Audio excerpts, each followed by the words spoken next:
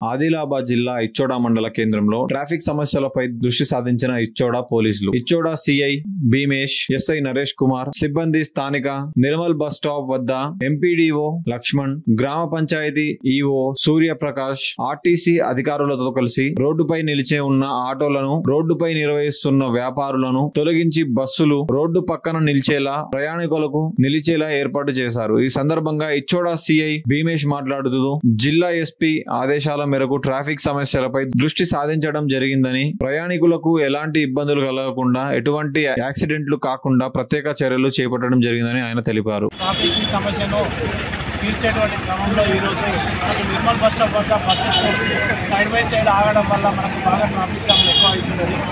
దీన్ని దృష్టిలో పెట్టుకొని గౌరవనీయులైనటువంటి ఎస్పీ ఆదిలాబాద్ గారి ఆదేశాల ఈరోజు నిర్మల్ బస్ స్టాండ్ వద్ద ఉన్నటువంటి బస్ స్టాప్ను ఒక 100 మీటర్లు ముందుకు జరిపి ఇలా బస్ స్టాండ్ కొత్తగా ఏర్పాటు చేయడం వల్ల బస్సెస్ కొంచెం ముందుకు వచ్చి సైడ్కి ఆగడం జరుగుతుంది.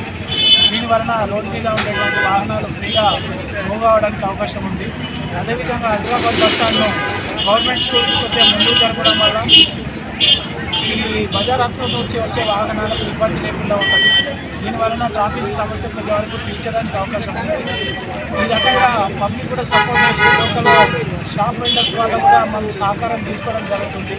ఈ షాప్ వెండర్స్ సహకారంతో కొద్దిగా పాజిటివ్ చేసి మ్యాక్సిమం వీలైనంత వరకు ఇచ్చోడలో ట్రాఫిక్ సమస్యను తగ్గించడానికి మేము ప్రయత్నం చేస్తున్నాము.